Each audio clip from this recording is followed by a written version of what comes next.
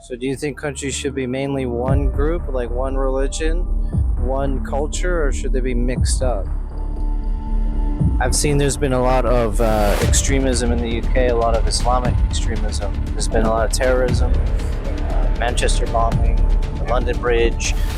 Do you think that could be a cultural threat to England? You know, it used to be a Christian country, now it could be an Islamic country. So if the UK became, let's say, 70% foreign people, they weren't British, would that be good or bad? So we're gonna do a little beach walk here in Spain.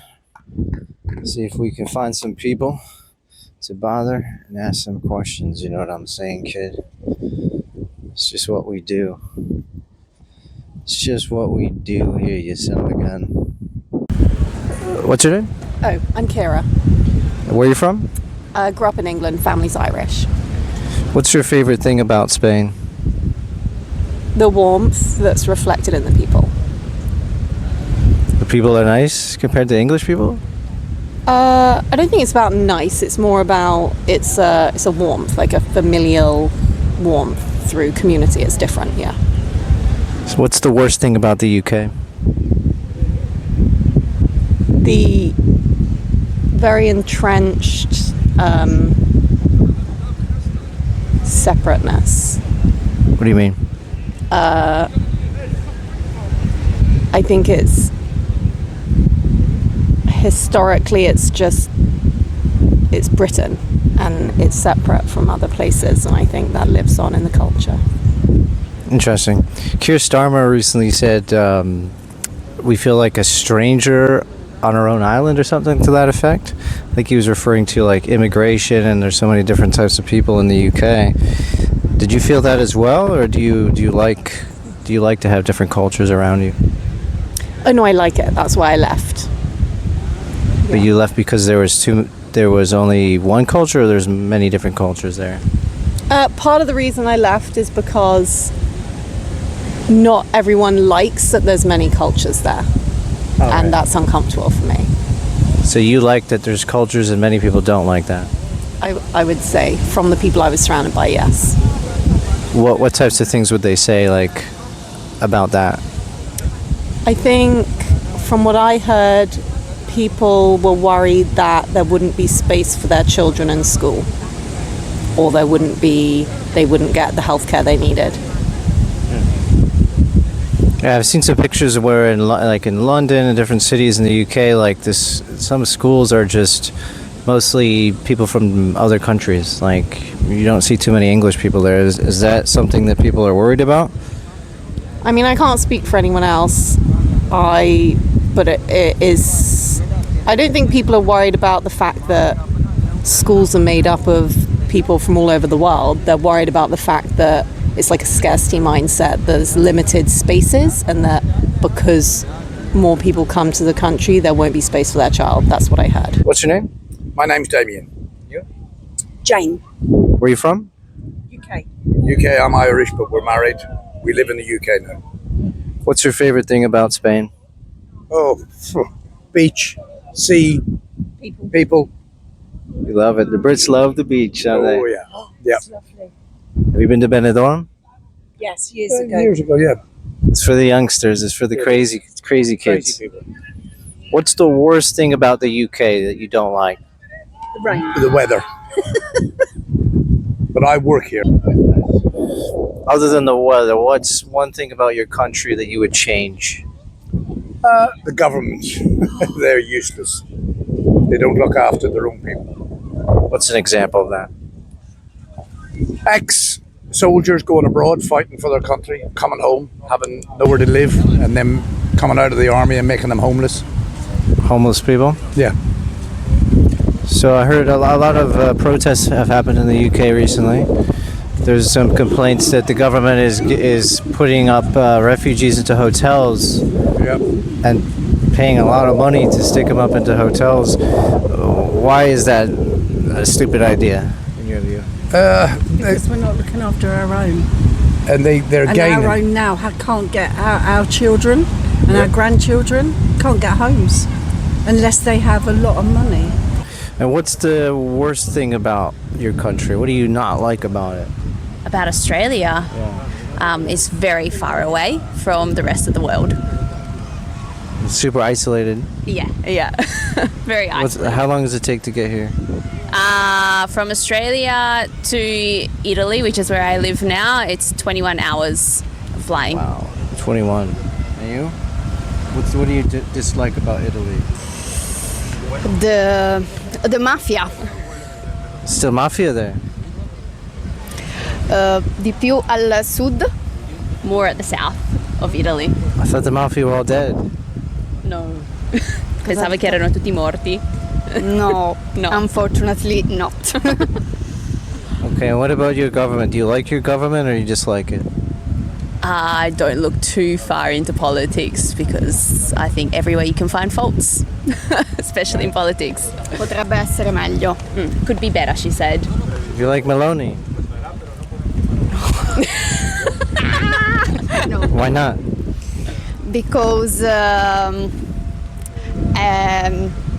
del genere che ti dicevo prima, che pensa molto al suo interesse. She thinks a lot about her own interests rather than the country's interests. Yeah. So if the UK became, let's say, 70% foreign people, they weren't British, would that be good or bad? I mean, to me, I think the more we mix, the better. I think it's just its growth, its evolution. I think it's very important. So, I mean, yeah. So you don't think there's any value in preserving one particular culture over other cultures? I mean, I think you can still preserve your culture whilst having other cultures around you. I don't think it's so black or white as that. But let's say, like, your city becomes 50% Indian and they start building Indian restaurants and practicing Diwali, their traditions, wouldn't it be a bit of a clash? No, I think that's a mindset. I think if you, I don't know, are, let's say, whatever, I want to practice whatever religion I want and celebrate whatever festivals I want to celebrate. You can celebrate in the same street. Like, why not? You could, but there's a thing called, I guess they call it flight, where people kind of move out to a different place because there's too many of another group in their city, and then they start getting kind of segregated in that way.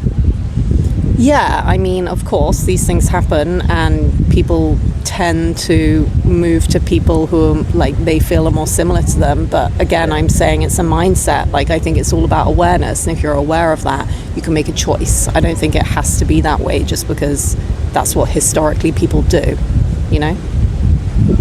Interesting. Yeah, I mean, like, it would be weird if from my perspective, it'd be weird if I went to Japan and I wasn't seeing any Japanese, seeing like people from different countries. It would be weird if I went there and I saw that they were white people there, right? So I think maybe people are a bit uncomfortable with this melting pot that's happening because we're seeing a large scale immigration happening and people are coming in very quickly and they have different cultures and they're speaking different languages. And it's a bit shocking for people, I think, yeah? I think people are, I can say I think it's more about what's historically happened and what lives in the body. So from my point of view, my family are all Irish.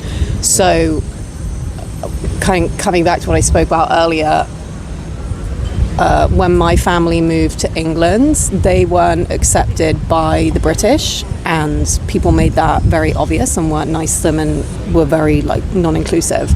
So then when over, say, the next 30 years, Irish people become more included in the UK, but say people from Poland become less included in a kind of, the discrimination that was happening to Irish people, I would say now happens to Eastern Europeans. So the Irish people remember and they're afraid and they don't want to feel discluded because obviously as humans we need to be in society for survival, so it goes back to survival mechanisms. So the same people who were once discriminated upon, say the Irish, maybe some of them are going to be the people who don't want other immigrants coming because they don't want to go back to being the ones that are discriminated upon. Yeah. The prices are going up. Oh. Why do you think that is? Because they can now. Yeah, there's extortion. There's such demand that they can put the prices up. Yeah, Because there's so many people coming in. yeah, yeah. So it's linked to immigration, do you think? It is. Yeah, it's like anything. I remember going back We're into not the. racist people. No. We have many friends of all cultures and I've worked abroad all my life, all around the world, and I moved to England back in the 80s from Ireland, and we were classed as immigrants then. Right. But the immigrants then paid their own way. They worked, they paid their way. If you had to find property to live in, you rented it and you paid for it. Now what's happening is they're coming into the country and they're not paying for anything, and it's being given to them. And the government is pushing their own people to the back. Young people, old people, all sorts. And that causes inflation too, because to get that new money that they're giving out, it's not being matched by goods and services in the economy. It's simply welfare that they're giving out. So that's going to cause inflation. Yep. So if you could stop all the boats that are going into the UK right now and just put an end to it, would you do it? the thing is, it's not all the boats. They're not families, you know. If it It's was not if it was families women with and children, fine. It's Yeah. young It's men. young men in their 20s, and they're not and refugees. Men, even of my husband's age, they're not young children coming over with mums and nans. They're men. Young men. So there's a lot of protests going around the world, and especially in Europe. There's protests against tourists here in Spain. There's protests against immigration. They say there's too many immigrants. Do you agree that there's too much immigration, or do you want more? I think that's a tough question. I think coming from an empathetic point of view, I would like to be able to help everyone and anyone. But I can also understand that for people who live and reside in a particular country, that at times it can cause problems. But I think there's always a solution for every problem. So it would be nice to find what that is. Don't know what that is, but it would be nice if we could come together as human beings to try and find a bit of peace for everyone. Because if somebody's got to escape from their country to come to another one, probably means that they're not living, or that life is not good where they are, because nobody wants to just run away from home for no reason. So do you think countries should be mainly one group, like one religion, one culture, or should they be mixed up? Mixed up, because that's Really? Why? that creates a bit of uniqueness to everybody. Nobody wants to be a cookie cutter, all the same. You can just travel. Yeah, sure, but you can travel and experience other people's cultures as well, and that's what's beautiful, because that's what we learn. Like, for example, I moved from Australia to Italy, and I've learned a lot, and I've grown a lot as a human being, and I've had a lot of self-development and things like that, and I think that's heavily influenced by the different cultures that I've experienced throughout my travels. I think, But imagine you went to Italy and there was no Italians there. and then it wouldn't be Italy, would it? Right, so then if you mix it up too much, then it can't work. Sure, but I don't think you have to get to a pretty serious point to get to that as well. And I think people still are going to identify with a particular point. I told you that I'm Australian. I identify as being an Australian, but I live in Italy. I've seen there's been a lot of extremism in the UK, a lot of Islamic extremism. There's been a lot of terrorism, Manchester bombing, the London Bridge, mosques. There's a lot of mosques being built every year. There is. Do you think that could be a cultural threat to England? You know, it used to be a Christian country, now it could be an Islamic country. Everyone should be able to live happily together. Yeah, but it doesn't That's always not- work that way. But yes, if you look at Poland, Poland hasn't got refugees. Why? Because the minister or the president has turned around and said he was voted in by the people. The people don't want immigrants coming into the country because they can't afford to keep them. So he doesn't allow anybody into the country. But the English government, they don't want to do anything because they're afraid of being called racist. So they don't do nothing. Yeah, it's crazy to allow extremists and terrorists into your country and put your own people in danger, really. Yep. Just because you don't want to be called racist. I mean, there was the Rotherham scandal where there was gangs of men that were raping young girls. Yeah. Mostly Pakistani Muslim men. I think maybe 90% of them. Mm. So there's some kind of cultural issue there. Oh, definitely, without a shadow of a doubt. But the government won't admit to it. Because if you ask them, is there a problem with grooming gangs, whether the Muslim gangs, whether the Pakistani gangs, they're saying no. And yes, there is.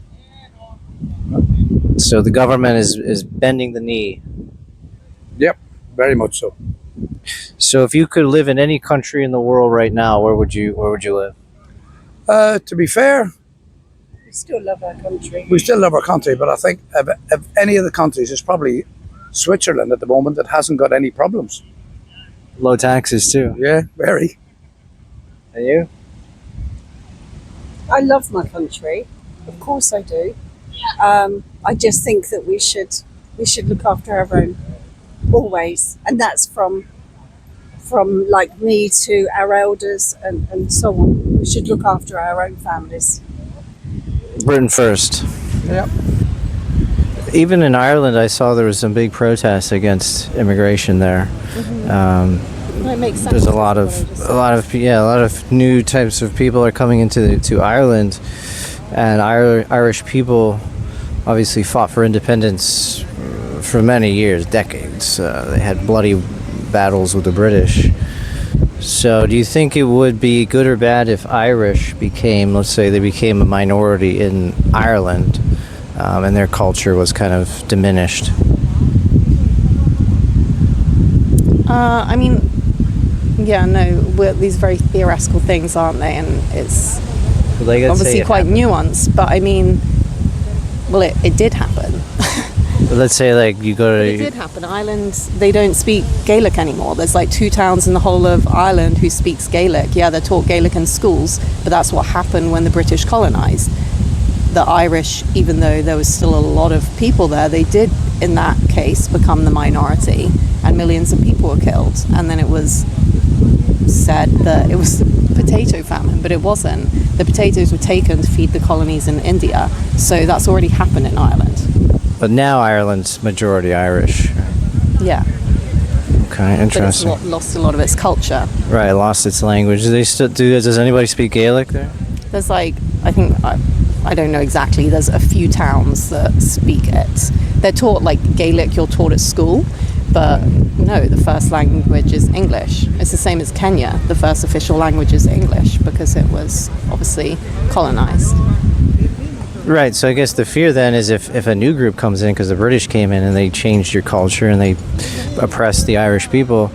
Now, if a new group comes in, it's not necessarily the same, and so far they're not a military, they're not occupying a country like colonialism, but they are changing the culture to some degree. Maybe they're going to start speaking their languages and not English, and you can see that even in Spain and other places. You can see they speak their own languages.